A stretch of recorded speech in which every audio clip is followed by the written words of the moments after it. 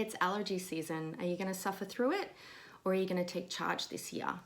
In this video, I'm going to detail my top 3 herbs and nutrients that you and your family can take so you can sail through allergy season. Hi, I'm Amanda Lovett Jones, Australian naturopath, registered herbalist, and CEO of functionalhealthandapothecary.com. Firstly, I want to say this video is for information purposes only, and it is not designed to treat or diagnose any condition or disease. So how do we get allergies? It's well established, or you probably understand, that it's everything floating around that's causing you to sneeze, to get itchy, to have watery eyes. Well, these airborne pollens or allergens are actually inhaled, and they usually get stuck in the mucosal surface. And what that does is instigate an immune reaction. The immune system starts producing all these antibodies. Go and find out what's wrong. What's happening here, right? The antibodies then float around the entire system, and then they stimulate release of and production of histamine. Histamines have a very specific purpose. They find or localize the allergen, they find out where all the problems are coming from, and they create inflammation, which kind of like isolates the situation so that the immune system can come on in and do its job. Now, usually and quite commonly, allopathically, many people would take antihistamines, which are fantastic for symptom relief, 100%. And they work very rapidly. But what they don't do is block histamine production and release.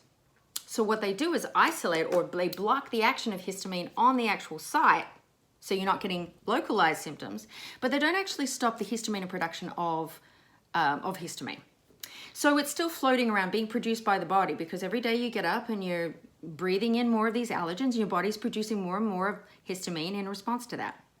So this is where herbal medicine and nutrition, or nutrients, I should say, well, I'm going to talk about food, you know that, come into play in this pathway of how we can stop or block histamine production and release. And number 1 herb when I'm talking about allergies or allergy season is a beautiful herb called Baikal skullcap.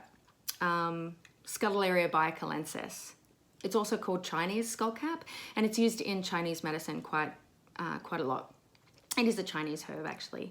It's been well researched. The flavonoid compounds in Baikal skullcap have been well researched for their histamine blocking activities, not just at the site, but actually histamine production and release in the body. So they do have that natural anti-inflammatory action. What I love about Baikal skullcap in relation to allergies is that they also have antibacterial and antiviral properties. So many of these herbs I'm going to talk about today also have the dual action. So what that does is, if you're having congestion, then you have an increased chance of developing infection. So Baikal skullcap with the antibacterial and antiviral properties can actually decrease the chances of developing infection.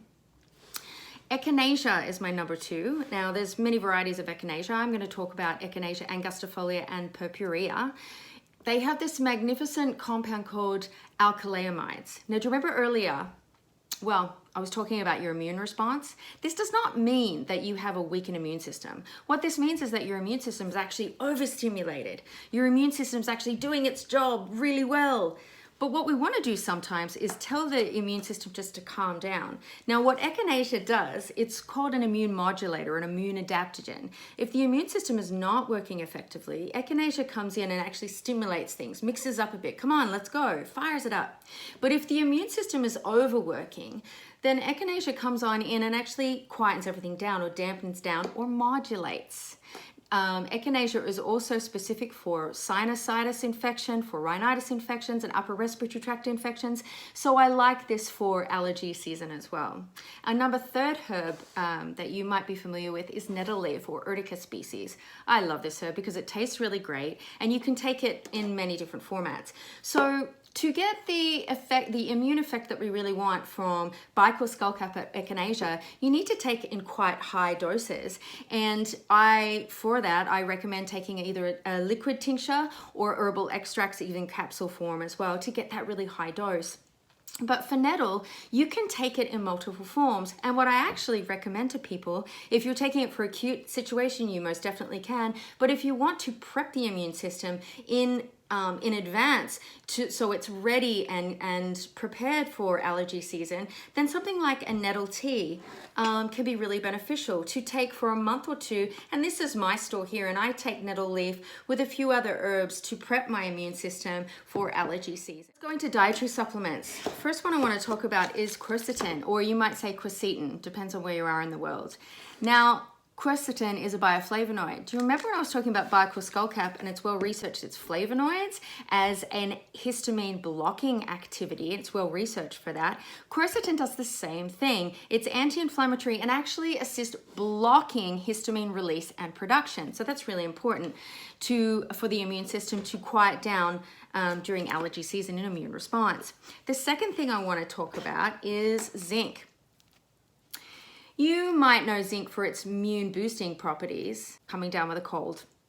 Zinc is really good, but what you might not know is zinc is actually responsible for monitoring storage of histamine. Now, if you have low zinc, then your body can't do that. Not only that, but there's a direct correlation between high histamine and low zinc levels. And the same goes for our third nutrient, which is ascorbic acid. It's well researched for its antihistamine properties, anti-inflammatory properties. With zinc, high histamine, low ascorbic acid, prolonged high histamine, low zinc. So I highly recommend that you take ascorbic acid the lead up to and during an acute situation if you're really feeling those allergy symptoms. Now, sometimes ascorbic acid can be a little bit upsetting to some people's tummy who are a bit sensitive to it. So in that regard, I recommend a buffered ascorbic acid, which delivers ascorbic acid with calcium, with magnesium, with potassium, which is a little bit softer on the tummy.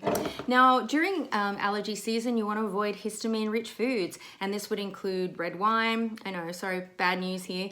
Red wine, cured or aged cheeses, cured meats, so things like jerky would be not advantageous. If you want any more information about the dietary supplements or the herbal supplements that we talked about today, I can recommend a functional health and apothecary custom blend. It is called Active Immune, and it does contain Bicol skullcap and echinacea, as well as ginger, andrographis, Japanese knotweed. These are all specific for an acute and immune response. So if you're having acute symptoms, I might recommend Active Immune for that situation. If you want something more specific and catered to your needs, then please contact us at the Wellness Clinic, and one of our healthcare specialists will determine what's best for you based on your needs. If you love the information that we're providing every Thursday, please subscribe to our YouTube channel or follow us on Instagram or Facebook. And thanks for joining us today.